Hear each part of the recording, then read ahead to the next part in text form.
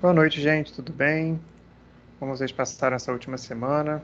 Acho que a maioria de vocês eu encontrei ontem, né? Estão me vendo de novo aqui. Overdose de Frederico durante a semana.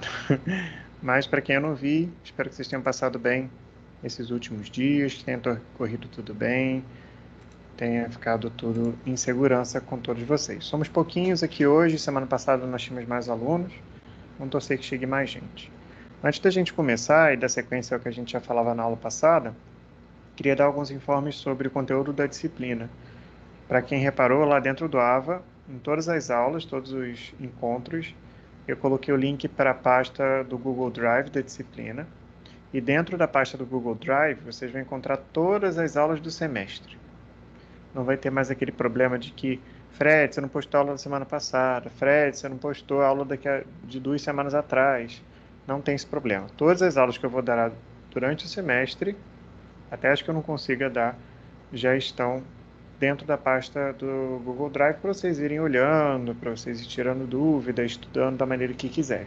O que é uma coisa muito boa, é uma vitória para um pedido de vocês, né? Eu não gosto muito de fazer isso porque eu acho que estraga a surpresa. Tem gente, não é a maioria de vocês, mas tem gente que é curiosa, vai ver as coisas antes e aquelas coisas que eu perguntava para vocês, que vocês nunca tinham ouvido falar, quem for curioso e olhar já vai saber a resposta, perde um pouquinho da graça. Mas, para facilitar a vida de vocês, eu já coloquei tudo lá. Nessa mesma pasta, eu vou colocar um arquivo do Word com um link para a playlist da nossa disciplina. Nessa playlist vão ficar todos os vídeos de todas as aulas lá no YouTube. Eu não vou ter que ficar mandando um link para vocês sobre cada aula.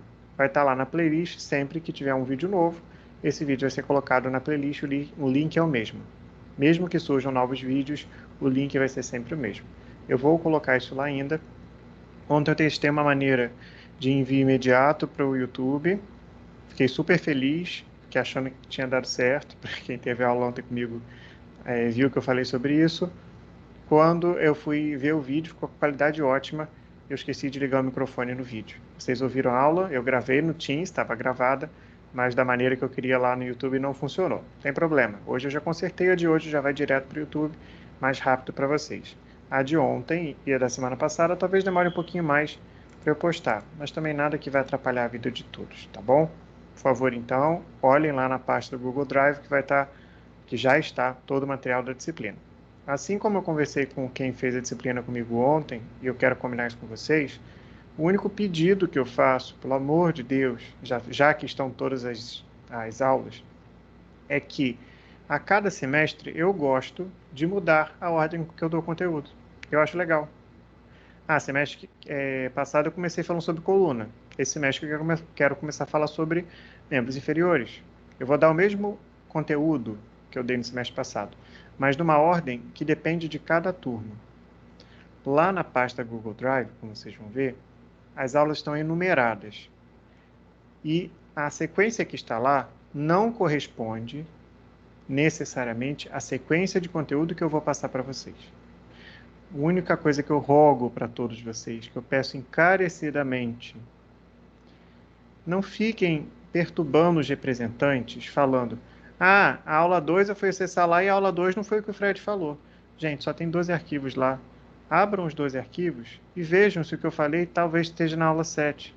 O único probleminha vai estar no número da aula. O único trabalho que vocês vão ter é: será que a aula 2 é essa mesmo? Se não for, vocês anotam depois. É só pesquisar. O Fred falou sobre quadril. O quadril está na aula 7. Aí vocês vão notar, quadril, aula 7. Quando for salvar no computador, salva, ao invés com o número, salva com o tema. E assim vocês vão ter todo o conteúdo separadinho. Mas eu já aviso, eu não vou seguir a ordem que está lá em números. Não vai ser a aula 2, que vai ser a de hoje. Não é o conteúdo que está lá como aula 2, é com a aula 10. O único trabalho que vocês vão ter é de olhar, tá bom? Se não der certo, eu vou voltar a fazer igual semestre passado, hein? Eu vou tirar todas as aulas e vou postar semana por semana. Tá? Acho que não é necessário isso, vocês conseguem ir muito bem. Como eu falei semana passada, vocês estão proibidos, e a Jane também proibida de responder qual é a aula qual que eu dei, tá bom, Jane? Mesma coisa da aula de ontem, por favor. É uma coisa muito simples para as pessoas procurarem.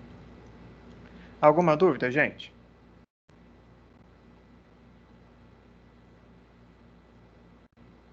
Não. Não? Tá, beleza. Então, a gente pode dar sequência à aula da semana passada. Ah, eu vou pedir um favorzinho para vocês. Infelizmente, eu estou esperando uma ligação que não é muito legal. Se meu telefone tocar, eu vou precisar atendê-lo, tá bom? Espero que não toque. Peçam a Deus aí que ele não toque, mas é possível de acontecer. Se acontecer, eu vou pedir licença para poder atender, tá bom? Bom, vamos lá. Seguindo com o conteúdo da semana passada. O que a gente falou na semana passada? Como essa é uma disciplina que envolve a avaliação dos nossos pacientes, é uma disciplina puramente semiológica, ou seja, que estuda os sinais e sintomas que as pessoas apresentam, uma das coisas que a gente mais utiliza na avaliação dos nossos pacientes são os chamados testes musculares manuais, que é o que a gente começou a falar na aula passada. Esses testes musculares, como vocês bem lembram, eles têm aspectos que são subjetivos e aspectos que são objetivos. Qual é o aspecto subjetivo de um teste de força muscular manual? O aspecto subjetivo é aquele que o terapeuta vai olhar para o paciente e vai julgar. Ah, eu acho que esse paciente tem bastante força. Ou eu acho que esse paciente não tem um grau de força 3. Esse achismo dele, essa subjetividade, faz parte do teste de força muscular. O ideal, quando a gente escolhe um método diagnóstico, quando a gente escolhe um teste para avaliar um paciente, é que ele seja o menos subjetivo possível, na verdade. Quanto mais objetivo, quanto menos variável ele for, mais fidedigno é o resultado que ele dá para você. Se ele não varia tanto, se ele não varia de uma pessoa para pessoa, se ele não varia entre a mesma pessoa, mas quando ela faz medições diferentes, mais confiável é aquele método. Mesma coisa que acontece quando a gente faz a goniometria. Se eu faço a goniometria de um paciente, dou o goniômetro para o meu colega e ele faz a mesma goniometria, é quase certo que as mensurações não fiquem exatamente iguais. Se eu achei 85 graus, talvez ele ache 90 ou ache 80. Tem essa pequena diferença pelo erro humano, pela falta de treinamento, por vários motivos pode acontecer essa oscilação. Quanto menor a oscilação, a variação, mais fiel é aquele resultado. E para ele variar menos, ele tem que ser menos subjetivo. E aqui a gente já entra num problema do teste muscular. Essa subjetividade dele, ela tem uma porcentagem muito grande. Boa parte do teste de força muscular envolve algo subjetivo. Isso vai dando descrédito para ele. Lógico que é o que a gente consegue fazer.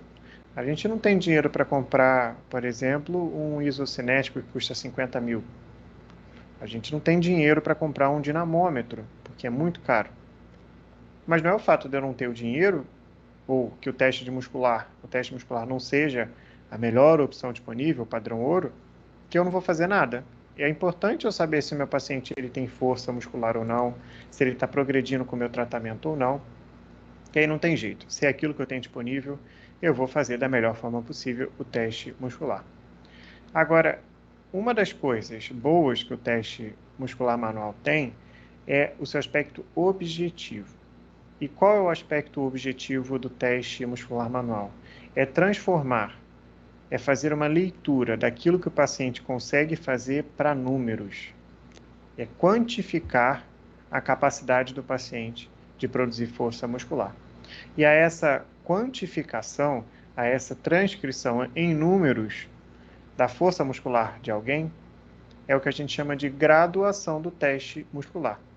É a divisão em graus, é a divisão em etapas, em níveis de habilidade, em níveis de capacidade de contração e geração de força daquele músculo. É muito importante essa divisão e essa graduação, porque ela padroniza o quanto uma pessoa consegue produzir. Isso é bom até para comparação. Eu consigo comparar se eu tenho uma habilidade de contração maior, menor ou igual à sua, se nós todos fomos submetidos ao mesmo teste e atingimos for utilizar a mesma graduação. Se eu tenho grau 3 de Kendall, e você tem o grau 3 de Kendall, significa que provavelmente as nossas musculaturas estão equiparadas quanto à produção de força. Essa capacidade de comparação ela é muito boa. Por quê? Você pode comparar paciente entre pacientes de uma mesma patologia, de uma mesma condição, sendo tratados por métodos iguais, ou pacientes com a mesma patologia, com similaridade, mas tratados por métodos diferentes, e comparar. Ah, não, essa pessoa fez Pilates e no final o grau de força dela está 4. Essa pessoa fez RPG e o grau de força dela está 5. Eu consigo comparar. O ganho foi maior em tal e tal pessoa. Isso é muito legal. Como que eu faço essa comparação? Se eu mensurar antes. Eu preciso ter sempre o chamado baseline, ter sempre o momento pré-intervenção. E que no caso da fisioterapia, esse momento pré-intervenção é quando a gente faz a avaliação do paciente, quando ele chega. Eu preciso ter em números informações de como ele chegou para a fisioterapia. Eu só vou saber se a fisioterapia está surtindo efeito se eu souber como ele chegou. E não adianta falar assim, ah, mas eu vi que ele não levantava o braço todo, agora ele já levanta mais. Mas ele levanta mais quanto? Qual é a porcentagem de ganho que ele teve em quantas sessões? Se eu não souber isso, gente, eu estou trabalhando de uma forma completamente empírica. O que é uma forma empírica? É no achismo. Ah, eu acho que deu certo. Ah, eu acho que melhorou.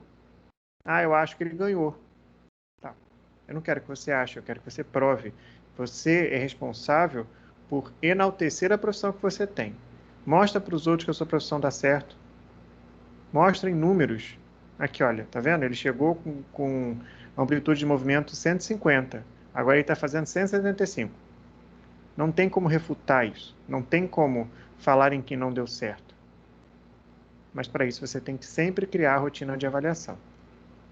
E agora, hoje, a gente vai discutir um pouquinho sobre como nós conseguimos graduar a força muscular das pessoas. Vocês com certeza já sabem essa graduação de core e de salteado. Vocês já sabem que são divididos em quantos graus mesmo? Quantos graus de Kendall para força muscular? 6? 5. 6 ou 5? 5. 6 ou 5? Quem dá 4? Neide, 6 ou 5 ou 4? O que você acha, Neide? Eu não tô lembrada, não. Não tem graus. Kendall não falou nada. Gente, são 6 graus. Por que são 6 graus, Tayane? Porque o zero conta. É grau 0, grau 1, grau 2, grau 3, grau 4 e grau 5. São 6 graus possíveis que a pessoa pode ter. E esses graus, eles têm completa relação, não é só com a quantidade de força que a gente produz. A gente acha que o grau é só de força, né? Mas não. É a capacidade também do músculo de contrair. Meu músculo está contraindo? Está contraindo o suficiente para produzir movimento? Ele consegue produzir movimento e vencer a gravidade, e vencer resistências? É isso que diz respeito aos graus de Kendall. E aí, a gente tem que levar em consideração sempre para essa mensuração que nos movimentarmos é um desafio muito grande. Estar de pé, movimentar o braço, fazer as atividades básicas do dia a dia, elas são grandes desafios que o nosso corpo tem que vencer diariamente. Por quê? O simples fato da gente conseguir se movimentar envolve a gente ter uma força muscular tamanha que consiga vencer o peso do meu corpo, o peso do meu membro que está sendo movimentado, vencer a ação da gravidade, vencer resistências ocasionais, pegar um copo, um garfo, um prato, um saco de cimento, um saco de lixo. Todas essas características envolvem também a produção de força, e são coisas que a gente faz no dia a dia. Esse teste ele serve exatamente para isso. Quanto de força, quanto de contração aquele músculo consegue fazer e como a gente relaciona isso com as atividades do dia a dia. E a gente tem que levar em consideração, como eu disse, o peso do membro, as patologias que a pessoa tem. Dependendo da condição corporal dela, naturalmente a gente espera que ela tenha menos força. É o caso, por exemplo, de um paciente idoso. Por que o idoso, a gente espera que ele tenha menos força muscular? Porque, devido ao processo de senescência, o próprio envelhecer, ele começa a ter uma diminuição do número de sarcômeros, que são as unidades contráteis do músculo. E quando a gente tem diminuição do número de sarcômero, o meu músculo contrai menos. Se ele contrai menos, eu tenho menos força muscular. E além disso, conforme a gente vai envelhecendo, ocorre um acúmulo de gordura intramuscular. Começa a acumular gordura entre as minhas fibras musculares e isso também ocasiona uma perda de força acentuada. Toda vez que eu vou tratar um paciente idoso e eu vou fazer uma avaliação de força muscular, eu já tenho, pelo aspecto subjetivo, uma impressão de que eu acho que esse paciente não vai ter muita força. Eu posso estar errado, eu posso estar certo, eu posso subestimar aquele paciente, mas eu parto de um patamar mais baixo, quando eu estou falando de um paciente idoso, tá? Porque eu sei que seu corpo não está capaz de produzir grandes forças musculares, assim como era há alguns anos. Agora, outros pacientes que ficaram imobilizados por muito tempo, eles têm sarcopenia. Pacientes que têm desordens neuromusculares, como pacientes com paralisia cerebral, pacientes que sofreram AVE, pacientes que têm esclerose múltipla, esclerose lateral amiotrófica, distrofia muscular de Duchenne, espasticidade, paraparesia espástica tropical, que é pro vírus HTLV. Olha quanta doença a gente não tem que causa alterações na quantidade de força muscular que eu tenho. E se eu já fiz uma anamnese, e na anamnese eu identifiquei que esse paciente tem um diagnóstico médico de uma dessas condições, eu já parto do pressuposto que esse paciente terá algum déficit na sua força muscular. Ele vai produzir menos força. E qual é a relação que a gente tem de força com a amplitude de movimento? Tem uma relação muito grande. Por quê? Os músculos, eles são responsáveis por contrair e a contração movimenta as alavancas ósseas, que, consequentemente, são capazes de se movimentar por causa das nossas articulações. Se eu não tenho um músculo capaz de contrair, é bem provável que eu não atinja a amplitude de movimento completa. E aí a gente começa a ter quase sempre o paciente que tem diminuição de força, ele também tem diminuição de amplitude de movimento. E aí eu já vou organizando meu plano de tratamento. Eu já sei que ele vai precisar das duas coisas. Bom, quem que inventou isso e como que a gente faz essa avaliação? Quem inventou foi a Kendo, essa senhorinha simpática, e ela tinha como objetivo avaliar músculos de forma isolada. Por que ela tinha esse pensamento? Outros autores, eles acabavam avaliando os músculos como grandes grupos musculares. Por exemplo, você avaliava a cadeia flexora de ombro, você avaliava a cadeia abdutora de ombro, você avaliava a cadeia flexora de quadril.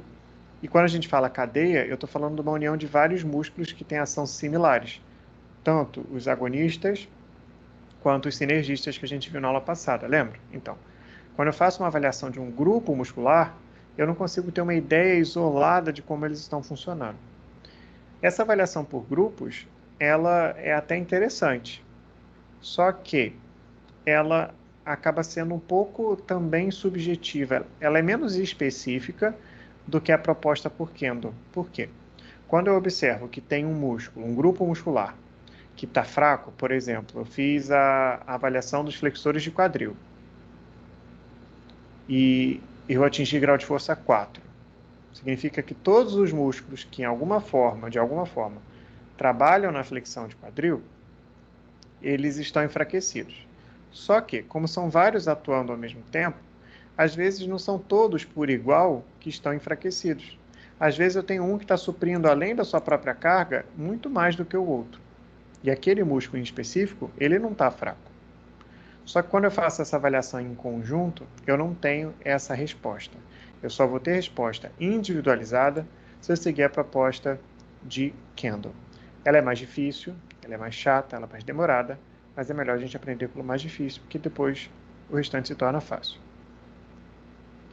Para a gente poder fazer essa avaliação de força, segundo Kendo, ela diz que a gente deve iniciar no início mesmo da amplitude de movimento, no grau 0, e começar a movimentar o membro. Vamos supor, quero fazer de abdução de ombro. Eu começo com o meu braço colado no tronco e vou abrindo o ombro, certo?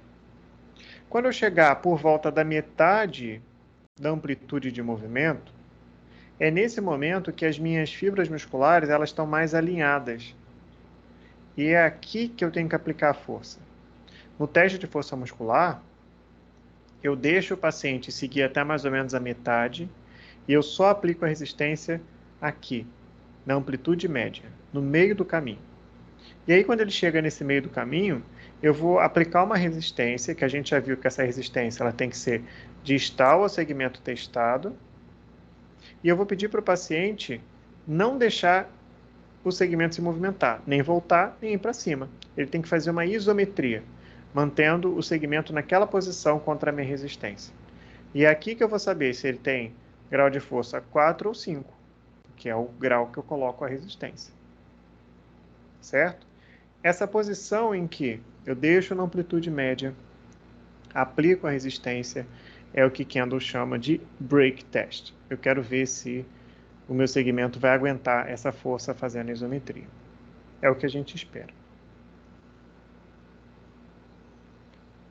Por que ela escolheu essa posição? Ela fala que nessa amplitude média, onde a gente aplica o break test, é a amplitude onde o músculo ele é mais solicitado.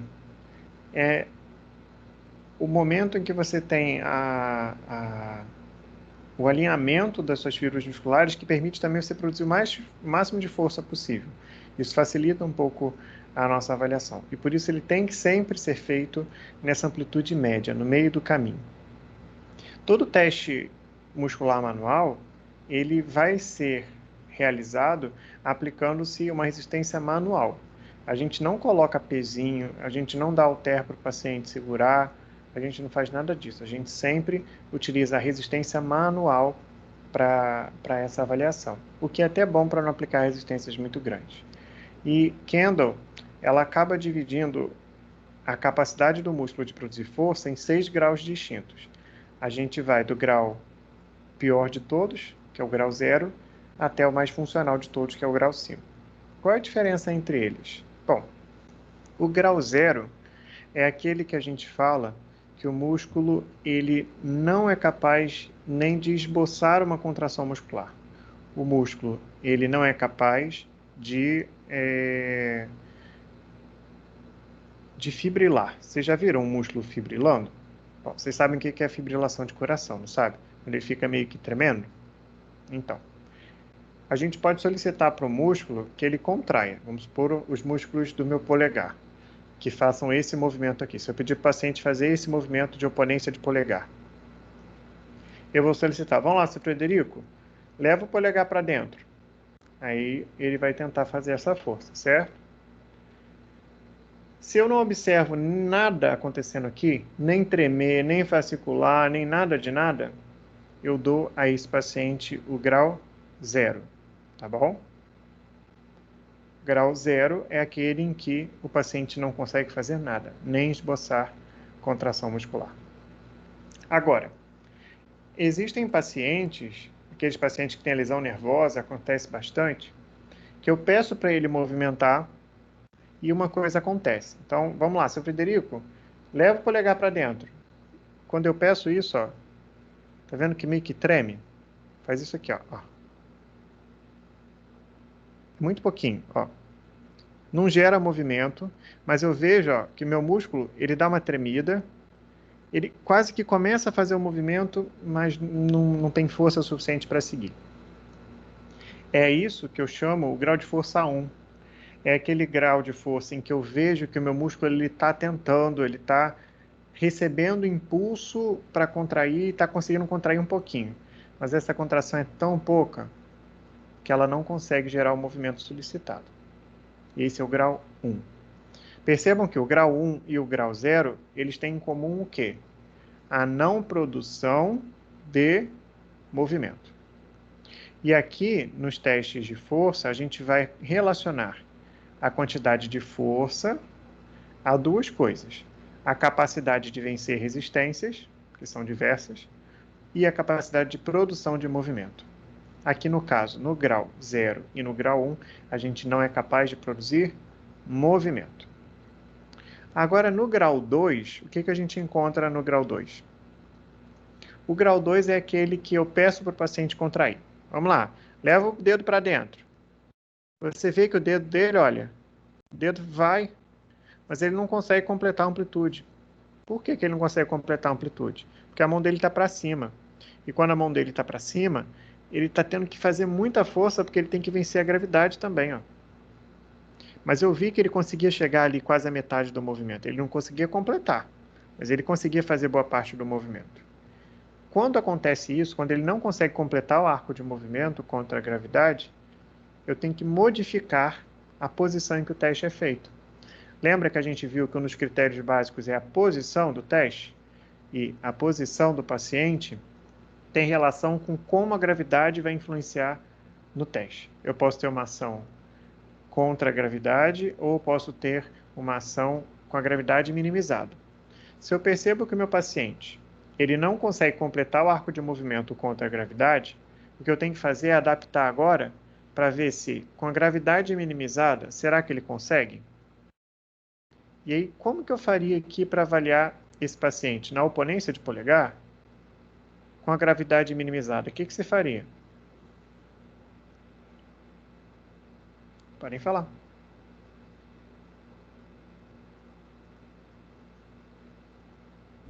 Lateralizar o movimento. Como você faria aqui? Eu só mudaria a posição da mão dele de maneira que ele fizesse o mesmo movimento com o dedo, só que lateralmente, não para cima e para baixo, não abdução, abdução. Tá, como que a gente pode fazer isso? Será que é melhor a gente mudar a posição do punho ou do cotovelo? O que vocês acham?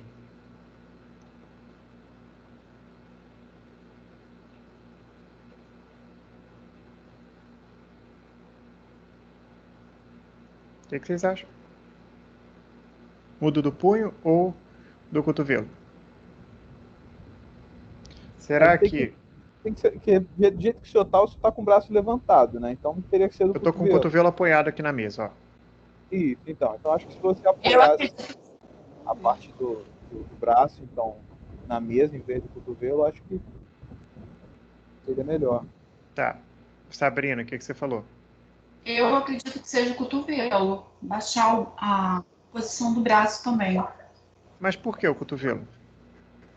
A gente tem que pensar dos músculos que vão ser influenciados. Se eu faço isso daqui, ó, eu posso muito bem fazer esse movimento a favor da contra a gravidade. A favor da gravidade, desculpa, com a gravidade minimizada. Eu posso fazer isso. Mas parte dos músculos que estão sendo solicitados para o movimento também passam por essa região aqui do punho. E isso, de certa forma, pode influenciar negativamente para a produção de movimento. O ideal é que eu deixe essa articulação aqui, que está próxima ao local que eu vou trabalhar, estabilizada. Lembra que a gente tem que estabilizar a articulação mais proximal do movimento? Se eu faço uma flexão exagerada aqui, ó, isso pode me influenciar de alguma forma. Então, o meu punho ele tem que estar em posição neutra. E eu posso fazer isso daqui, ó.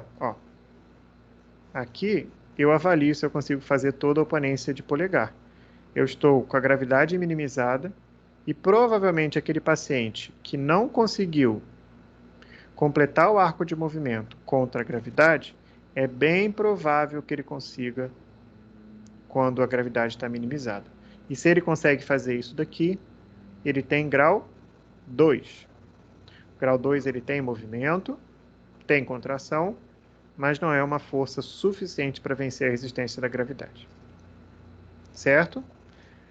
Viram que eu, Frederico, só faria a modificação da posição do paciente caso eu perceba que contra a gravidade ele não consegue completar o arco.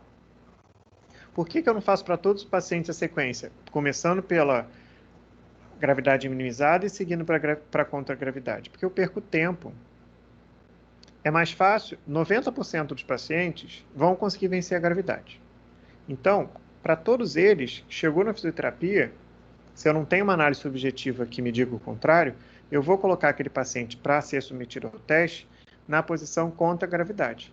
Eu só faço a posição com a gravidade minimizada caso ele não consiga completar o arco de movimento naquela posição inicial. E aí eu já tenho os 3 graus iniciais de Kendall. O grau 0, que não faz nada.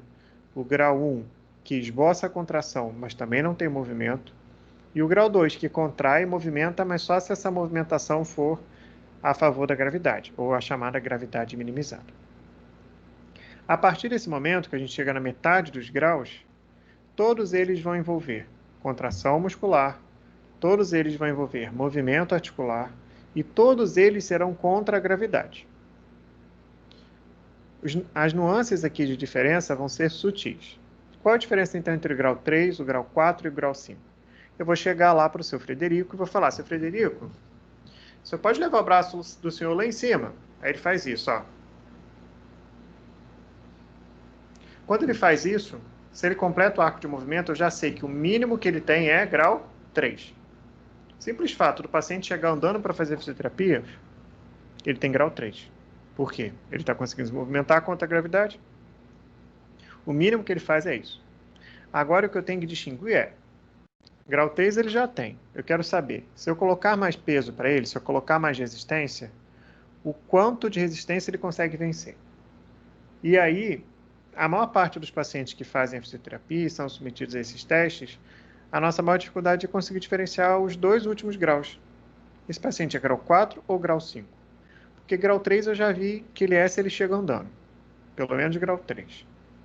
Se ele tem algum tipo de lesão neurológica, é possível que ele seja grau 3 para baixo, grau 2, grau 1 ou grau 0, se tiver, por exemplo, uma axoniotimese, uma neurotimese.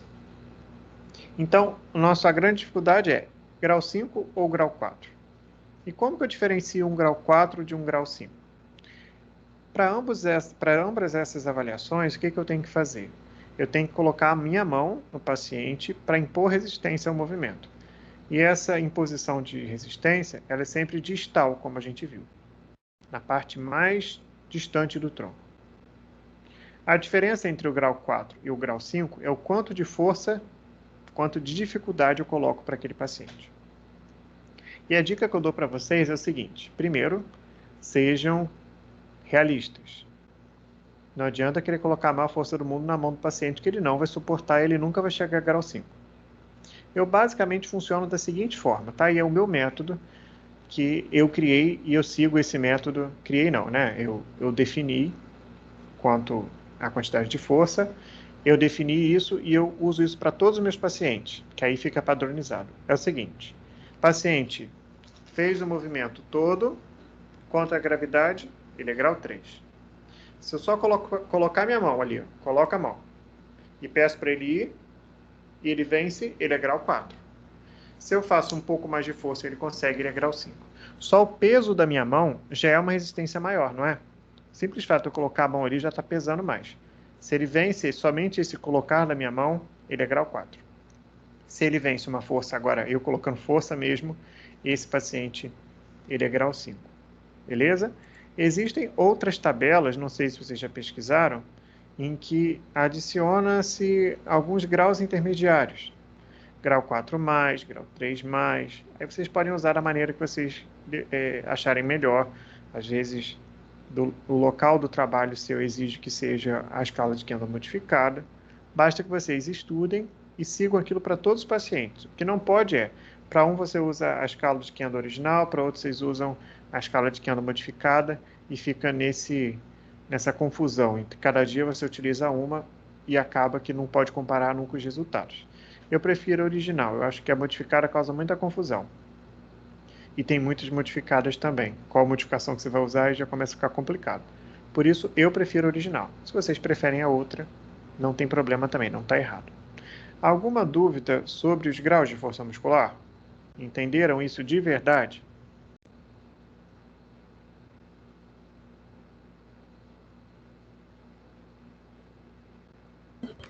Entendi. Pode explicar o 3 de novo, por favor? Posso. O 3 é aquele que você percebe que o paciente consegue fazer o movimento todo, completo, sem você botar a mão nele.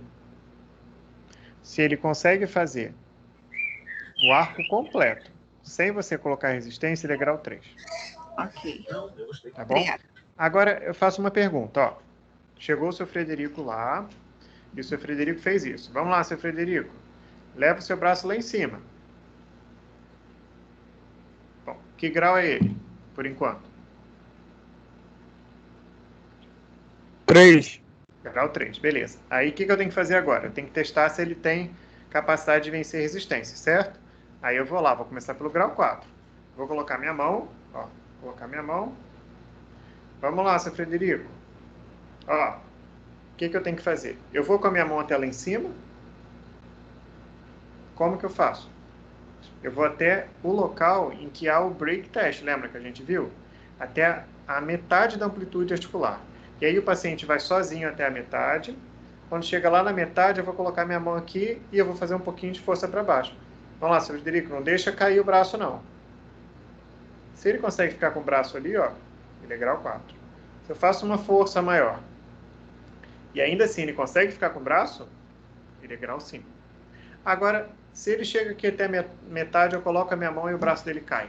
Qual é o grau dele? É 3. Grau dele 3. Por quê? Ele não venceu o grau 4. Se ele não completou, se ele não conseguiu ficar no break test, então provavelmente ele é grau 3. Tá bom? Alguma dúvida? Fred, eu só fiquei com a dúvida aqui no grau 5. Você falou que o grau 4 é ele vencer com o peso da sua mão. E o grau 5 é ele segurar o peso da sua mão? Seria isso? Não. Imagina o seguinte, ó, pega a sua mão, a mão esquerda, deixa ela parada aqui assim no ar, tá? Você está segurando a sua mão parada no ar. Agora pega a sua mão direita e coloca em cima. Quando você colocou a mão em cima, ela não fica um pouco mais difícil de manter? Mas é bem sutil, não é? Só fica um pouquinho mais difícil. O peso do seu membro direito que você está colocando ali já é uma resistência leve, que é o que diz o grau 4. Quando você consegue sustentar o membro, vencendo a gravidade e uma leve resistência. Isso daqui é o grau 4. Agora, pega a sua mão direita, bota em cima da sua mão esquerda e faz força para baixo. Ó, força, força, força. E mesmo fazendo uma força grande, não deixa baixar. Se você consegue vencer essa força grande, você é grau 5. Entendeu a diferença agora? Ok, entendi. Tá? Ok. Gente, é simples como parece? Não, não é simples como parece. Por quê? A diferença de graus, ela é até simples. Testar os músculos não é nada simples. Por quê? Como eu vou fazer uma análise separada de cada músculo, a direção das fibras musculares é diferente para cada músculo. E aí eu vou ter que colocar em posições bem específicas para avaliar só a porção longa do bíceps braquial, para avaliar só o braquioradial, para avaliar só o tensor afacialata e assim por diante. Tá? Só o tibial anterior, só o tibial posterior. Tem posições bem específicas para isso, que é o difícil do teste. Mas ele vai te dar uma informação muito boa. Eu posso descobrir, por exemplo, que dentro dos isquiotibiais o meu bíceps femoral está fraco, enquanto os outros estão fortes. Não está tudo dentro do isquiotibial? Se eu fizesse uma avaliação ali dos flexores de joelho, não ia ficar uma avaliação geral? Talvez nem aparecesse essa fraqueza de isquiotibiais? Isso que é o legal do teste. A gente pode diferenciar cada um deles. Mas tem essas nuances de fazer para um lado, fazer para o outro. Isso é um pouquinho complicado, tá? Mas eu vou mostrar para vocês, fiquem tranquilos. Tranquilo? Podemos seguir? Alguma dúvida?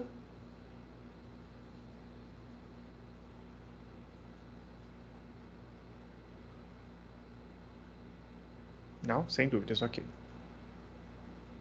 Agora, quais são as coisas que podem acontecer que vão tornar os meus testes de força muscular mais difíceis de serem realizados?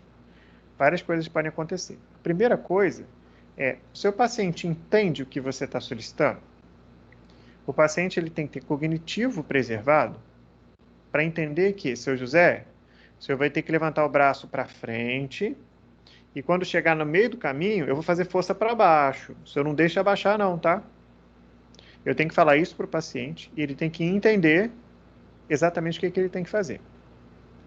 E aí o teste começa a ser mais difícil de ser aplicado em pacientes idosos que já têm déficit cognitivo, em crianças que não conseguem entender o movimento, em pessoas que já têm outras desordens que envolvam o cognitivo, pacientes que sofreram AVE, por exemplo. Dependendo da área afetada, isso pode afetar a compreensão deles. E aí a gente tem que pensar, será que eu vou conseguir aplicar esse teste no paciente? Será que o fato dele não ter vencido o break test é porque ele não tem força ou é porque ele não entendeu o que eu pedi? A gente tem que fazer algumas adaptações para pensar sobre isso. Depois, a boa vontade do paciente em querer ser avaliado. Isso é real, tá, gente? Por quê? Muitos pacientes moram muito longe da clínica, demoram muito tempo para chegar, ficam horas esperando para ser atendidos e quando finalmente são atendidos e acham que eles vão sair de lá sem dor nenhuma, chega o chato do fisioterapeuta e começa a botar um monte de peso em cima dele, pedindo para ele não deixar o braço cair. Ele vai ficar com raiva e vai fazer com má vontade. E aí entra a questão de novo. A não capacidade dele de resistir à força aplicada está relacionada ao estado de espírito dele ou está relacionada à não capacidade do músculo de produzir força. Isso também é uma dificuldade muito grande quando a gente encontra, né, nas avaliações, né? A gente tem que desenvolver, quando profissional, a capacidade de obter o máximo de informação o mais rápido possível. Porque o paciente ele não vai querer ficar 2, 3 sessões sendo avaliado somente.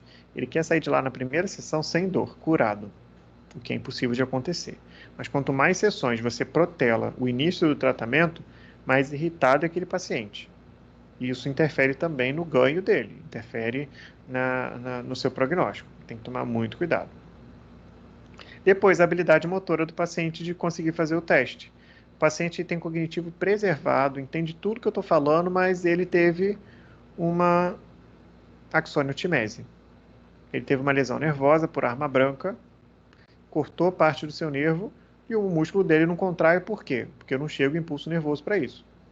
Ele entende tudinho que eu falo. Ele conseguiria fazer, não fosse essa lesão nervosa dele. Se ele não tem a capacidade de contrair por uma lesão nervosa, esse paciente não vai ser submetido ao teste de força muscular, não tem muito o porquê. E depois, depressão e cansaço. Como ele é um teste que envolve resistência, tem que fazer certa força, é mais ou menos como uma academia aqui. A primeira e a segunda repetição vão muito bem.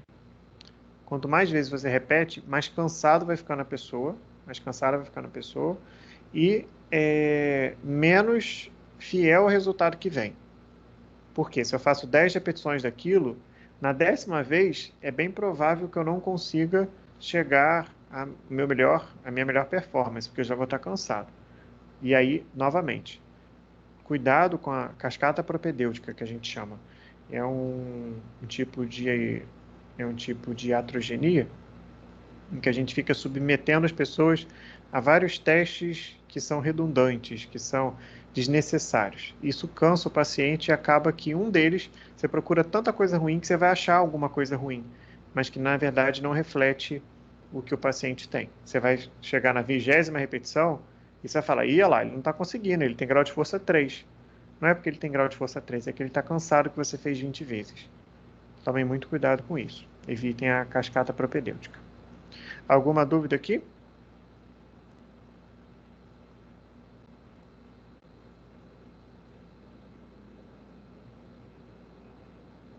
Não? Sem problemas? Sem dúvidas. Ok. Então, eu vou pedir, eu já estou falando 50 minutos que vocês não perguntam nada, eu vou pedir 5 minutinhos para eu beber uma água, por favor, e a gente volta, como eu combinei com vocês, só para ser diferente, eu vou mudar a ordem da disciplina. Ao invés de a gente começar falando de coluna, que a gente já falou no final do semestre passado em diagnóstico dos membros superiores, eu vou começar esse semestre falando sobre membros inferiores, deixar a coluna para o final. E hoje a gente começa a falar sobre algumas patologias que podem acometer os membros inferiores. É a aula X que está lá na parte do Google Drive, tá bom? 5 minutinhos, só para beber uma água, a gente já volta. Não saiam daí.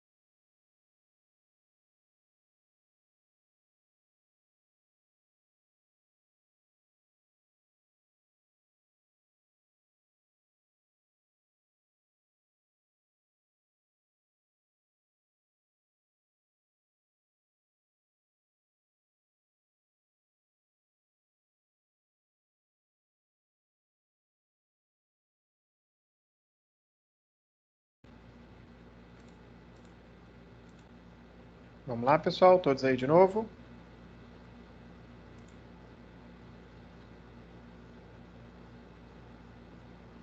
Sim. Beleza, vamos acordar, tomar um café, tomar um energético para participar da aula. Vamos lá. Agora que a gente falou um pouquinho sobre já os testes musculares, em que parte exatamente eu vou mostrar para vocês como eles são feitos? Quando a gente falar em separado de cada articulação do corpo, tá? Eu vou colocar os testes para quadril, que envolvam quadril, os testes para joelho, para pé, assim não fica uma coisa um volume muito grande de teste muscular de uma vez só. A gente vai destrinchar já junto com a cronometria, com a anatomia palpatória e com os testes especiais que são tão legais. Agora, antes da gente conseguir falar sobre os testes, a avaliação de membros inferiores, é legal que a gente conheça um pouquinho sobre a região dos membros inferiores, essa parte tão importante do nosso esqueleto apendicular, e entenda quais são as principais patologias que podem acontecer, porque de nada adianta mostrar para vocês um teste que fale sobre síndrome do piriforme se vocês não sabem o que é síndrome do piriforme. Que eu fale para vocês um teste para, por exemplo, deixa eu ver uma que tem um nome bem diferente, pubalgia, vocês não sabem o que é pubalgia. Uma que tem a miosite ossificante, que vocês não sabem. É melhor eu começar falando para vocês, apresentando pelo menos quais são as principais patologias que acometem os membros inferiores, para que quando nós formos falar sobre os testes de cada um que apresente como diagnóstico aquela patologia, vocês recordem, é isso então que é mialgia parestésica. São nomes complicados, são nomes legais de se entender também, é bom saber o que é a mialgia parestésica e por que nos anos 90 ela ficou tão famosa. É legal a gente entender isso e é assim que a gente vai seguir na aula de hoje e provavelmente na aula que vem também. Esse conteúdo daqui é grande, são 101 slides, a gente vai com calma para poder não ficar uma coisa muito pesada. Lembra, gente, que eu combinei lá no início da aula, não está na ordem que está na pasta do Google Drive. Só vocês procurarem lá, ele terminou a aula sobre testes musculares e hoje ele começou a falar sobre patologias de membros inferiores. Deixa eu pesquisar aqui qual que é. Aí vocês já vão notando qual a ordem que eu vou fazer. Não vou mudar e, por favor, não perturbem o representante. Vamos seguir. Quando a gente começa a falar de qualquer parte do corpo, é muito interessante a gente relembrar aspectos da osteologia, da artrologia e da cinesiologia. O que são esses três componentes? Bom, tem respeito à conformação daquela estrutura, como os ossos são formados, como as articulações são formadas e também quais os movimentos que se espera para aquele tipo de articulação. Para quem lembra muito de cinesiologia, tenho certeza que vocês lembram, nós temos três tipos de articulações. Quais são eles mesmo? Quais os três tipos de articulação?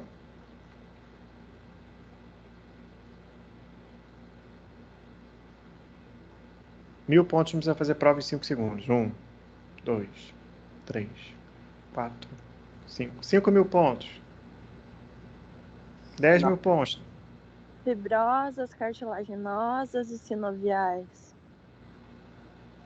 Sinartrose.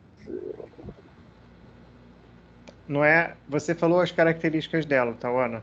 Mas não é assim que elas são classificadas. Elas são classificadas como sinartroses, né? Anfiartroses e diartrose. Qual é a diferença entre essas três? Sinartrose não tem movimentos, que é chamadas fibróticas. As anfiartroses, elas têm movimentos parciais.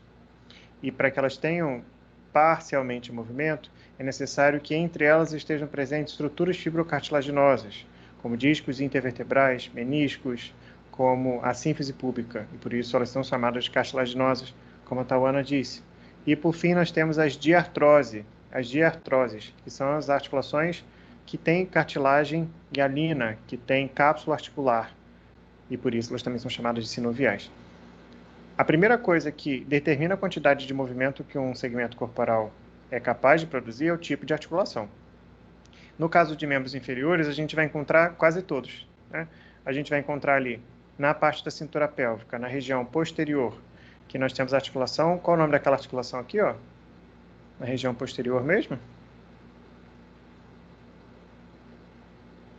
Articulação sacroilíaca. A articulação sacroilíaca, ela é uma articulação o quê?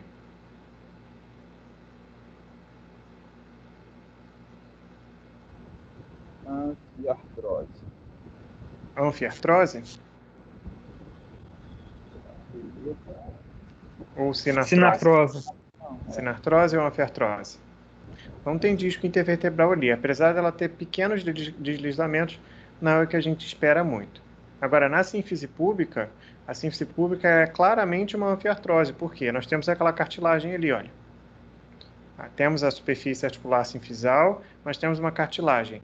E aqui, sim, a gente espera um pouquinho mais de movimento do que na articulação sacroiliaca. E ainda, nós temos a articulação coxofemoral, do osso coxal. Antigamente, o osso do quadril era chamado de osso coxal, por isso que e o fêmur também, né? Era osso do quadril com o fêmur, ficava a articulação do osso coxal com o fêmur coxofemoral. Por isso que é chamado assim. E a articulação coxofemoral tem cápsula articular, tem cartilagem hialina e é uma articulação sinovial. Vejam, isso tudo a gente encontra no membro inferior. E é muito legal a gente estudar e relembrar isso.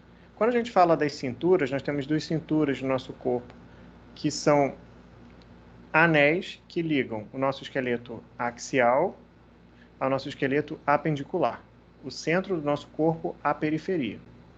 Quando a gente fala lá de cintura escapular, a gente lembra do complexo do ombro, lembra da articulação acromioclavicular, da articulação com o externo também, externo clavicular e articulação escápulo-torácica. A gente lembra disso. Agora, na cintura pélvica, quais ossos que a formam? A gente pode falar que a cintura pélvica ela é formada basicamente por 4 ossos. Nós temos o osso sacro, que é uma região da nossa coluna com vértebras atípicas, porque elas são fundidas. Nós temos o osso do quadril, que é dividido em 3. Nós temos a porção ilíaca, a porção isquiática e a porção púbica. E nós temos também a parte proximal do fêmur. A parte proximal do fêmur, alguns autores consideram também como parte integrante da cintura pélvica. O cóccix, ele se articula com algum osso ali importante para movimentos de membros inferiores? Não, mas ele está ali presente e talvez a gente possa considerá-lo também. Quando a gente fala das articulações, que foi as que a gente citou, temos aqui representadas a articulação sacroilíaca, que tem muita disfunção de sacroilíaca. Para quem gosta de osteopatia, é só procurar, vocês vão ver muitos testes para avaliar a disfunção da sacroilíaca. Nós temos a articulação da sínfise púbica e nós temos a articulação coxofemoral. Isso é muito importante para quando a gente for avaliar as principais patologias dessa região. Temos vários acidentes ósseos que eu tenho certeza que vocês lembram todos. Por exemplo, o número 1 é...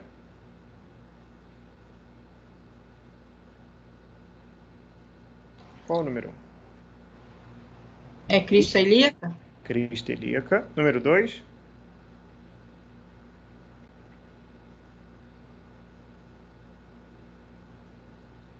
Dois e 3 são espinhas ilíacas, tá? O problema é, quais espinhas ilíacas que são essas? Eu tenho que identificar. Nós temos 2 espinhas ilíacas posteriores e 2 espinhas ilíacas anteriores. No caso da 2 e da 3, são espinhas ilíacas anteriores ou posteriores? Como que eu sei que ali é anterior ou posterior? São posteriores, né? Por quê? A pubis é anterior e ela está... Né, é uma boa referência. Outra referência aqui que me diz que essa é posterior e não anterior. Essa aqui, ó, o número 4, que é o famoso túber isquiático, ossinho do bumbum que a gente senta, né? Senta direitinho, tem que sentar em cima do osso do bumbum. Então, o osso do bumbum é essa tuberosidade aqui, chamada de tuberosidade isquiática ou túber isquiático. E por isso eu sei que essas daqui são espinhas ilíacas posteriores. No caso, espinha ilíaca 2, espinha ilíaca póstero superior e 3, espinha ilíaca póstero inferior. Aqui nessa vista também nós temos um aspecto legal da região onde encaixa a cabeça do fêmur. No número 5, nós temos o nome desse encaixe geral. Como que é o nome dele?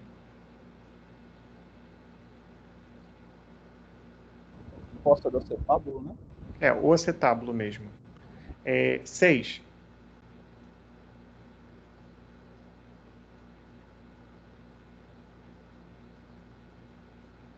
Seis?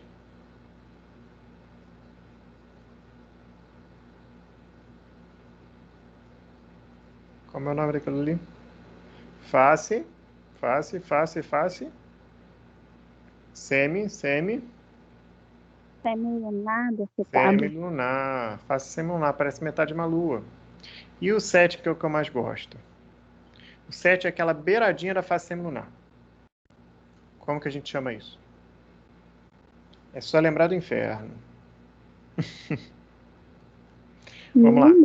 O limbo, tá? Não está nem no céu, nem no inferno, você está no limbo. Então, ali é o limbo do acetábulo. É aquela parte que faz o contorno de todo ele. Por que é importante a gente lembrar dessas estruturas?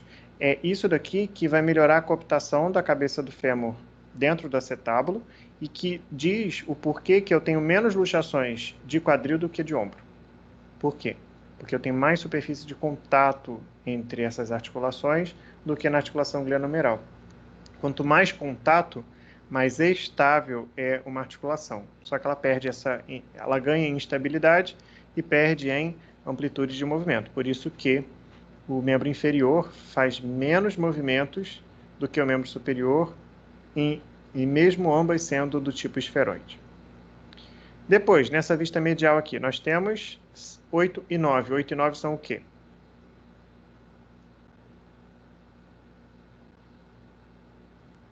Espinha esquiática anterior, né? Hã? Ilíaca. Espinhas ilíacas, muito bem, Jane. Espinhas ilíacas antero superiores, que são as de cima, e espinha ilíaca antero inferiores, que é o número 9. 10 é a famosa face sinfisal, para sínfise púbica. 11 e 12. Quem lembra aí? Tuberosidade. Tuberosidade o quê? Ilíaca. Tá, tuberosidade ilíaca. E 12? 12 é mais legal. Face auricular. Face auricular, porque ela tem formato de orelha, tá bom? Então, face auricular é muito legal da gente lembrar. E quando a gente fala de quadril, né, dessa parte superior ali da cintura pélvica, a gente fala também do osso do fêmur. O fêmur ele tem algumas particularidades. Primeiro, ele é o maior osso do corpo humano, ele é o maior osso longo. Ele tem uma importante função na transmissão e suporte de peso. Quase todo o nosso peso corporal passa por ali. E grandes músculos se originam ou se fixam nessa região do corpo, né? Quando a gente fala de algumas estruturas importantes aqui da região do fêmur, nessa parte proximal, nós podemos destacar a cabeça do fêmur, o colo, que é o pescoço da cabeça do fêmur, e duas grandes estruturas ali, que são o trocânter maior e o trocânter menor. Esses trocânteres, eles são fixações enormes de músculos. E assim como a gente tem os tubérculos na região do membro superior, os trocânteres são equivalentes a eles. Eu já falei para vocês a diferença. Qual a diferença entre um tubérculo e um trocânter?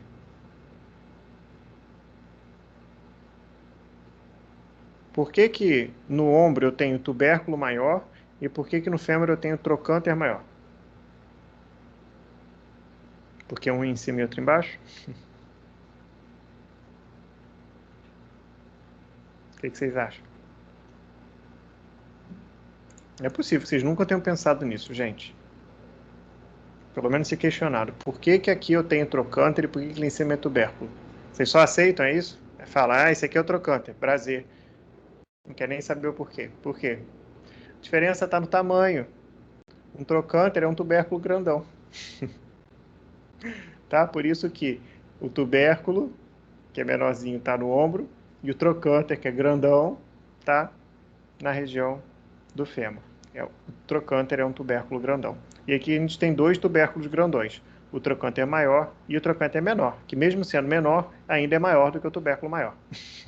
Confusão, né? Mas ele está aqui. Quem lembra, nós temos outras estruturas importantes ali na região do fêmur, como a linha áspera e outras nessa parte proximal. Essa região da cintura pélvica, ela tem funções importantes que a gente pode relembrar. A primeira função é suporte e transmissão do peso corporal.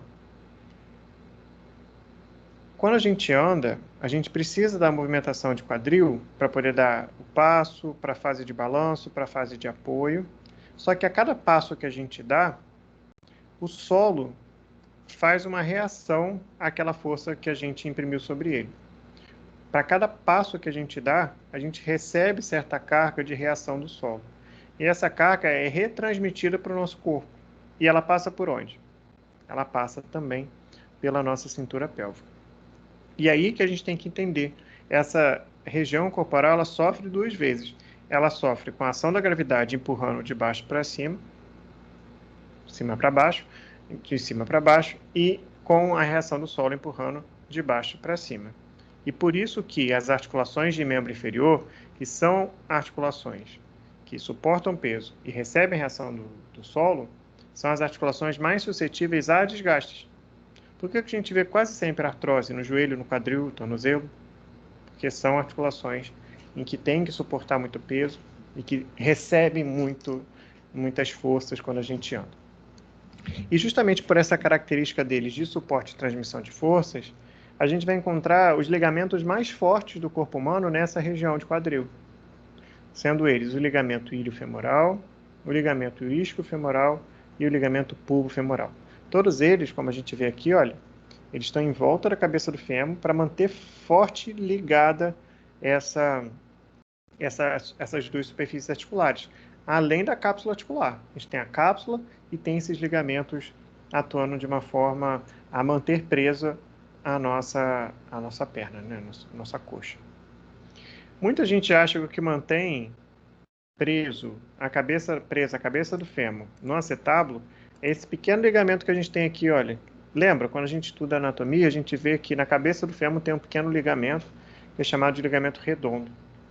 A gente acha que é esse ligamento que prende, porque ele está dentro do acetábulo, é ele que está mantendo tudo no lugar, e não é verdade. Ele é muito menor e muito menos potente do que os outros ligamentos que a gente falou. Os iliofemorais, isquiofemoral e pulvofemoral. Então, qual é a função do ligamento redondo? O ligamento redondo é basicamente um ligamento nutrício. Dentro desse ligamento tem uma artéria que vai irrigar toda a cabeça do fêmur. Esse ligamento ele serve como caminho para essa artéria, tá? E não um ligamento para manter forte a ligação entre essas superfícies articulares. A articulação coxofemoral, a articulação do quadril, assim como a articulação glenohumeral, é uma articulação sinovial do tipo esferoide, bola soquete, e por isso ela tem sempre 3 planos de movimento: flexão e extensão, abdução e adução, e rotação interna e rotação externa. Só que não é por ela ser do tipo esferoide que ela tem a mesma amplitude de movimento que a articulação do ombro. Todos os movimentos de quadril são significativamente menos extensos do que os movimentos de ombro. E tem uma razão para isso, como eu já falei. A primeira razão é o próprio formato das superfícies articulares, a artrocinemática. Como aqui a gente tem um contato ósseo maior, a gente perde em amplitude de movimento. Isso é uma razão.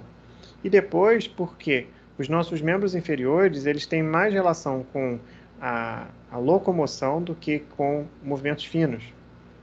A função do nosso ombro é posicionar a nossa mão no espaço para que a gente possa fazer as nossas funcionalidades, né? Que a gente tenha atos motores finos.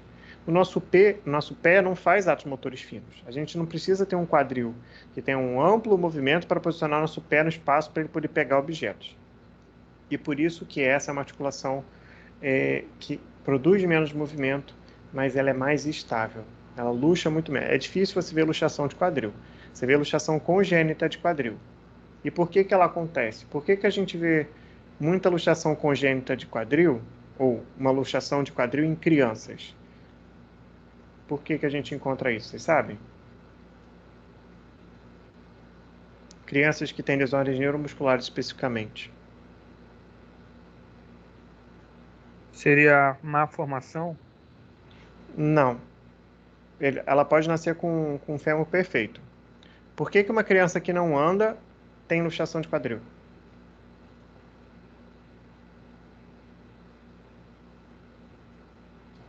É a posição durante a gestação?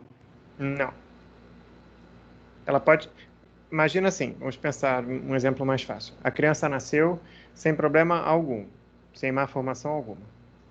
Por motivo qualquer, essa criança nunca andou, tá? Mas não é um problema muscular. Essa criança nunca andou. Por que com 4, 5 anos ela tem luxação de quadril?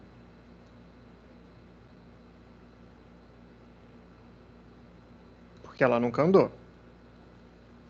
Qual é a relação entre o andar, o ficar na postura bípede e a luxação de quadril na criança? O que vocês acham? A falta de produção de líquido sinovial, a falta de estimulação da articulação? Não tem relação com o líquido sinovial. Tem relação com o seguinte: os nossos ossos, quando a gente estuda o sistema ósseo, a gente vai ver que o osso é um tecido conjuntivo extremamente adaptável. O osso ele vai se adaptando conforme as tensões às quais eles são submetidos.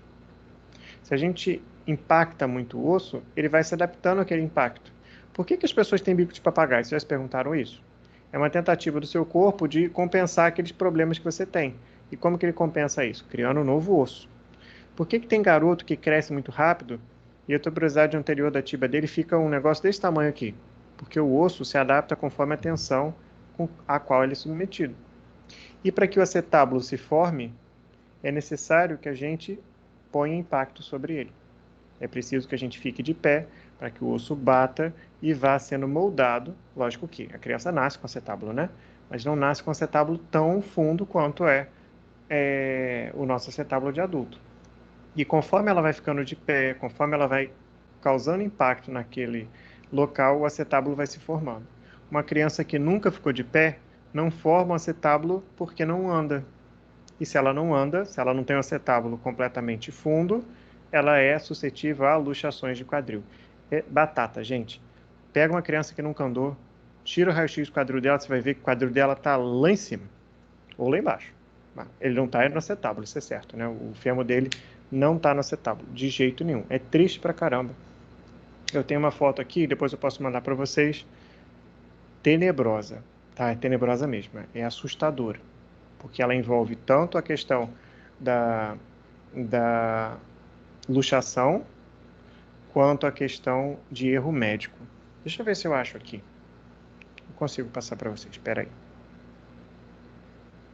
Vocês querem ver ou não querem ver?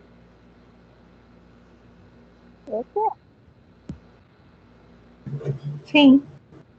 Vamos ver então.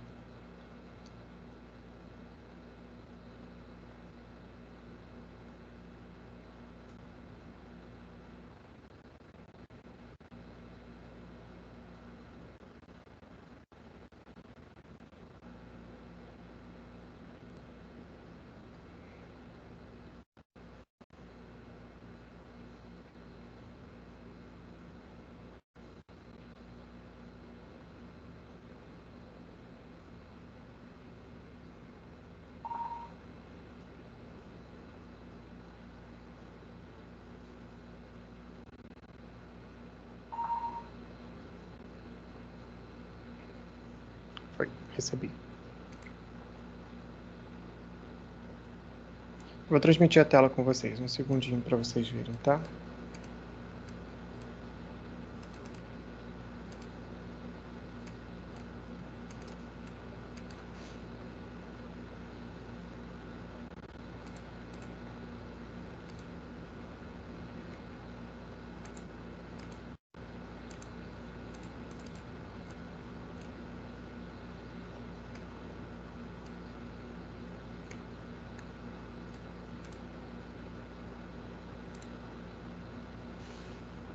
Vocês estão vendo aqui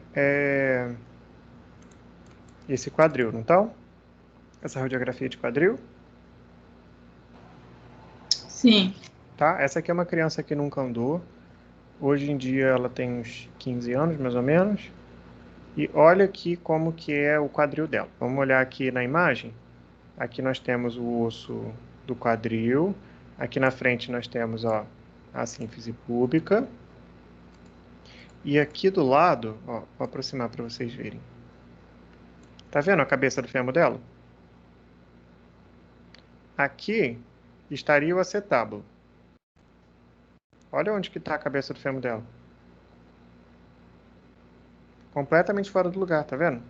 Aqui não tem acetábulo não, tá? A cabeça do fêmur está lá em cima. Se a gente palpar, a gente vai sentir a cabeça do fêmur dela lá em cima. Vamos ver do outro lado agora,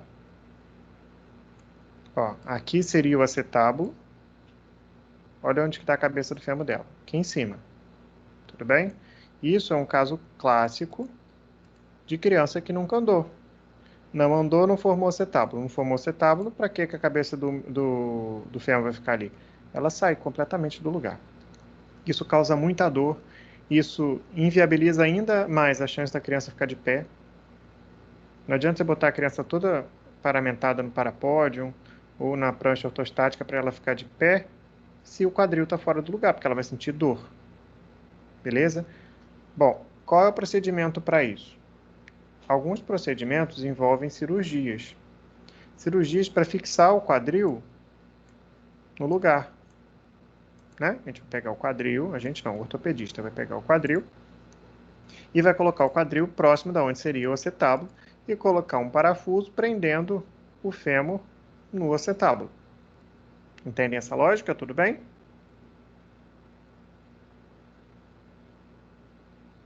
Certo? Entenderam o que tem que ser feito? Sim. Sim? Então vamos ver o que foi feito? Isso aqui é o pós-cirúrgico dela. Isso é o pré-cirúrgico, esse é o pós-cirúrgico. Alguém me explica o que é isso daqui? Pelo amor de Deus. Vamos ver aqui. Que osso é esse, gente?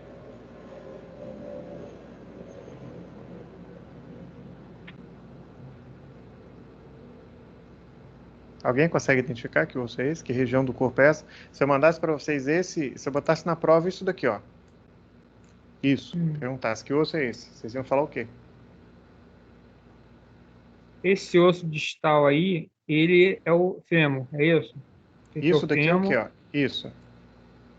Cadê a cabeça do fêmur? Cadê o trocânter maior? Cadê o trocânter menor? Cadê o colo da cabeça do fêmur? Alguém tá vendo isso? Não. Não? Por que não tá vendo? Porque o médico tirou. Ah, tirou. Entendi. O médico tirou. Ele simplesmente pegou. Pronto, agora você não tem mais fêmur, tá bom? Olha lá. Ele tirou completamente. Ele aboliu a cabeça do fêmur, aboliu o trocânter maior, o trocânter menor, e lotou a criança de parafusos, parafusos que não tinham lugar nenhum para prender. Depois que ele viu que não tinha lugar nenhum para prender, o que ele fez? Ele tirou os parafusos. Aí está o osso do fêmur, que seria o fêmur, lotado de buracos. Bom, é essa criança que está assim hoje, gente. Ela tem esperança de ficar de pé e andar? Nunca mais. Devido a um erro médico. Não se sabe por que o médico fez isso. Era muito melhor deixar da maneira que estava antes. Muito. E vocês vão receber muitos pacientes assim, tá bom?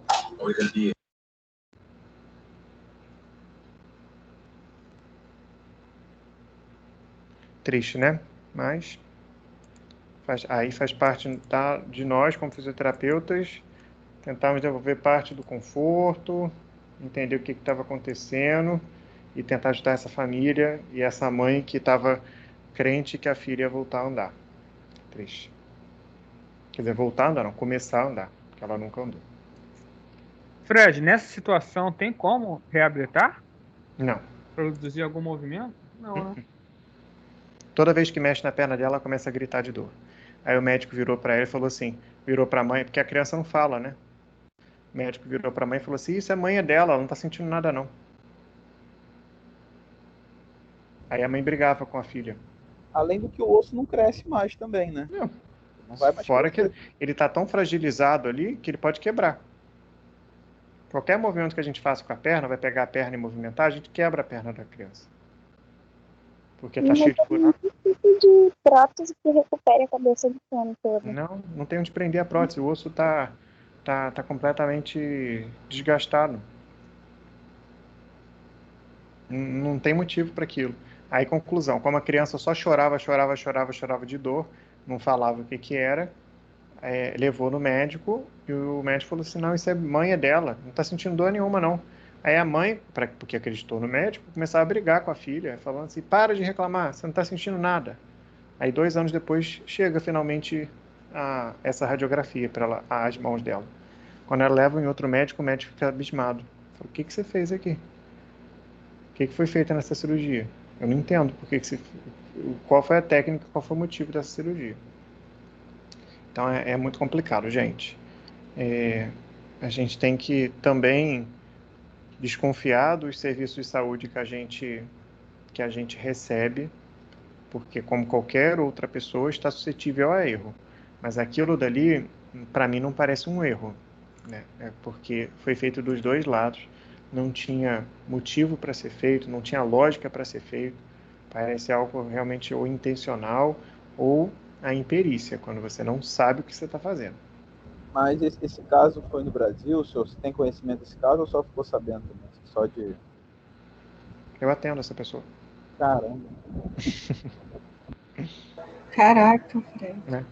Não é, me contaram, não. Eu sei mesmo. Tô cuidando do que o outro fez. É triste, gente, mas faz parte da nossa profissão. E também não cabe a gente chegar lá com a mãe e falar, ele fez tudo errado, isso mesmo. Não, a gente tem que ser profissional. É muito ruim julgar a conduta do outro na frente do paciente, porque foi ele que sofreu aquilo. O que a gente pode fazer? A gente pode pedir uma segunda opinião, a gente pode recomendar que faça aquilo. Agora, essa explicação que eu estou discutindo aqui com vocês, eu nunca posso falar com um paciente. Não é justo ele ouvir isso também, porque ele vai ficar cada vez mais indignado. Ele entregou sua vida para alguém e alguém fez aquilo com ele, né? A título de curiosidade, sei que não tem nada a ver com a aula, mas tem a ver com esse assunto que a gente falou. Depois, procurem, para quem gosta, existe um podcast que é chamado Doutor Morte. Alguém já ouviu falar? Vai virar até seriado agora no Netflix, aí vai ficar famoso, mas quem não, procura depois o seriado chamado o podcast chamado Doutor Morte. O que fala esse podcast? Ele fala sobre... Tem 2 temporadas, a segunda temporada é em inglês, a primeira já está em português. Fala sobre casos reais de 2 médicos nos Estados Unidos. Um médico que ele deliberadamente causava lesão nos pacientes, a pessoa ia fazer uma cirurgia de hérnia de disco, ele cortava a medula da pessoa toda, e a pessoa ficava tetraplégica, ele fazia de propósito, ele começava a rasgar vários músculos dentro da pessoa, aí a pessoa morria depois de uma cirurgia que era boba, e ele fazia deliberadamente isso. Esse é o primeiro caso. E o segundo caso é pior ainda, aconteceu em 2012 nos Estados Unidos, são todos reais, tá? Que é o seguinte, a pessoa chegava num centro de hematologia famosérrimo lá nos Estados Unidos, porque o exame de sangue dele estava meio diferente. Quando ele chega para aquele médico que você esperou 5 meses para ser tratado, o médico olha seu exame e fala assim, você está com câncer. Na lata, você está com câncer, vamos começar a quimioterapia hoje. A pessoa toma aquele susto, mas eu estou com câncer, é só uma anemia que parece, não, você está com câncer, você está com câncer no sangue, e você tem que fazer a quimioterapia, senão você vai morrer. E a pessoa começa, porque é um médico prestigiado, e começa a fazer quimioterapia, começa a fazer. Quando chega lá, ele fez 20 sessões de quimioterapia, volta para o médico, ele, na esperança de ter melhorado, o médico fala assim, olha, a doença sua piorou muito, a gente vai ter que fazer mais 50 sessões de quimioterapia. E vai aumentando. Teve um paciente que fez 170 sessões de quimioterapia. Hoje em dia ele não tem mais dente nenhum da boca, porque todos os dentes caíram por causa da quimioterapia. Querem saber o resumo da história? Ninguém que fez quimioterapia tinha câncer. Ele fez quimioterapia em todo mundo sem a pessoa ter câncer. Muitos morreram por causa disso. Por que ele fez isso? Ele queria ganhar o dinheiro do seguro. O plano de saúde pagava para ele para cada sessão de quimioterapia. Ele podia botar todo mundo para fazer quimioterapia sem ter câncer porque ele ia ganhar o dinheiro. Então, qual é o resumo da história? E depois disso foi criada uma campanha. Sempre procure uma segunda opinião. Sempre procure um segundo especialista sobre aquilo, uma pessoa que tem conhecimento da área, porque às vezes você fica muito deslumbrado achando que, mas ele é o professor da melhor faculdade do Brasil, ele é o médico das estrelas. Pode ser o fisioterapeuta das estrelas. Ele está suscetível a erro. E se você não tem uma segunda opinião, às vezes você é submetido a um tratamento sem necessidade disso, tá? Então tomem cuidado. O caso dessa criança, provavelmente, se a mãe tivesse levado para outro médico antes de fazer a cirurgia, isso não teria acontecido. A culpa é da mãe? Não. A culpa é da gente que acaba acreditando em todo mundo. A gente que é bobo. Mas fica uma lição da vida. E quem puder ouvir o podcast, ouve que ele é legal. O nome é pesado, mas é interessante, tá bom? Bom, vamos voltar para a aula. Nessa região da parte proximal dos membros inferiores, temos vários músculos importantes que a gente pode relembrar depois, não é importante agora. E eu quero lembrar para vocês esse aspecto aqui da artrocinemática. Dentro da articulação coxo-femoral, a gente vai encontrar uma estrutura fibrocartilaginosa chamada de lábio acetabular. O lábio acetabular ele parece muito com o que a gente conhece do lábio glenoidal. Qual é a função dele? É uma estrutura que tem a função de aumentar a coaptação, o contato entre as superfícies articulares. Apesar do contato entre a cabeça do fêmur e o acetábulo já ser um contato considerado grande, ainda assim ele é aumentado com esse lábio acetabular. Ele dá mais estabilidade para a articulação e é muito importante a gente encontrá-lo. Por fim, acho que eu já estou falando bastante aqui, está todo mundo cansado. Eu quero terminar com vocês sobre essa classificação aqui do ângulo cérvico diafisário. O que é o ângulo cérvico diafisário? Todo mundo já deve ter ouvido falar sobre genovaro e genovalgo, não já? Genovaro e genovalgo? Todo mundo sabe o que é? Sim. Seria do ângulo do joelho, né? A posição em que seu joelho fica. Seu joelho fica para dentro, juntando os dois joelhos, seu joelho fica para fora, igual cadeirudo. Né? Aí a gente fala genovaro não cavalga, não, genovalgo não cavalga, que é quando está para dentro, e genovaro é o cadeirudo, quando está para fora. Só que qual é o caso, qual é a causa que leva o meu joelho para dentro ou para fora? São várias as possibilidades, mas uma das mais frequentes é que a alteração que leva o meu joelho para dentro, causando um genovalgo, ou meu joelho para fora, causando um genovaro, tenha a origem no quadril. E aí, essa diferença no ângulo existente entre a cabeça do fêmur e o seu pescoço, entre a diáfise do fêmur, a cabeça e o pescoço, é o que a gente chama de ângulo cérvico diafisário. Existe um ângulo perfeito. O ângulo perfeito fica entre 120 e 135 graus. É isso daqui, ó. Entre 120 e 135 graus, nós temos o ideal para a cabeça do fêmur ficar em relação ao corpo do fêmur, né? A diáfise do fêmur. Só que algumas pessoas nascem com alterações nesse ângulo. Eu posso ter um ângulo diminuído ou um ângulo aumentado. Quando eu tenho um ângulo menor que 120 graus, é o que a gente chama de coxa vara.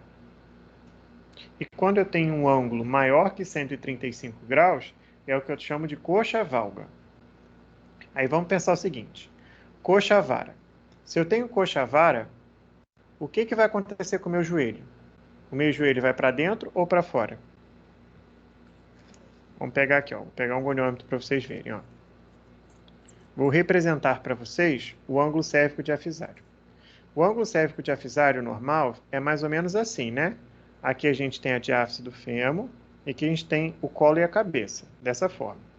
Quando fica assim, o acetábulo está desse jeito, o meu corpo do fêmur ele fica apontando para baixo direitinho e meu joelho fica no meio. Se eu pego e diminuo esse ângulo cérvico diafisário, o que acontece com a diáfise do meu fêmur? Ela vai para dentro. E quando eu tenho a chamada coxa vara, que é a diminuição do ângulo cérvico diafisário, o que acontece com o meu joelho? Ele se torna genovalgo. Coxa vara, causa, geno, valgo, joelho para dentro. E se fosse o oposto? Se o ângulo cérvico diafisário fosse maior, a diáfise do meu fêmur iria para fora. Logo, a coxa valga, causa, geno, varo. E aí a gente começa a entender por que meu joelho está para fora ou para dentro. O problema não é no joelho, o problema é no quadril. Como que a gente corrige isso? Não corrige, só com cirurgia. Se seu ângulo cérvico diafisário for muito alterado, para mais ou para menos, aí talvez você precisa fazer uma cirurgia para adequar esse ângulo e ter menos repercussões. Talvez uma artroplastia, talvez uma osteotomia, não sei. O ortopedista vai decidir. Mas saibam que muitas vezes o problema de joelho ou um problema de tornozelo tem a causa lá no quadril. Certo? Entenderam aqui o que é coxa vara e o que é coxa valga?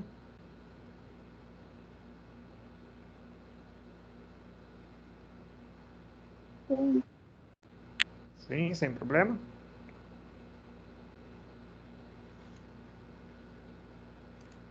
Sim.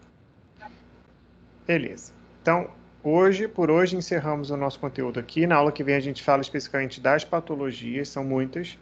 A gente começa a falar delas. Já podem ir dando uma lida, não tem problema não. Alguma dúvida sobre o conteúdo de hoje ou o conteúdo da semana passada?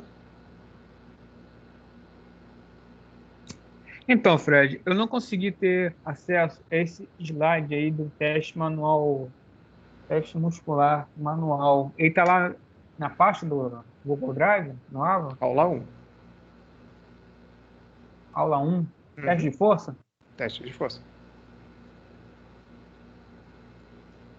O teste de força aqui seria o teste muscular dos membros superiores, é isso? Tá errado lá, será? Deixa eu ver.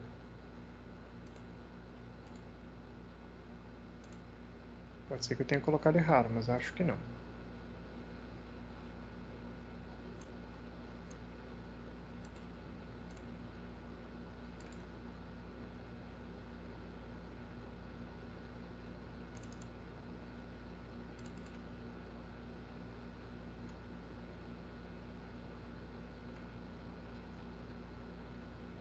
Não, o Márcio, pode Oi. acessar lá a disciplina, tá?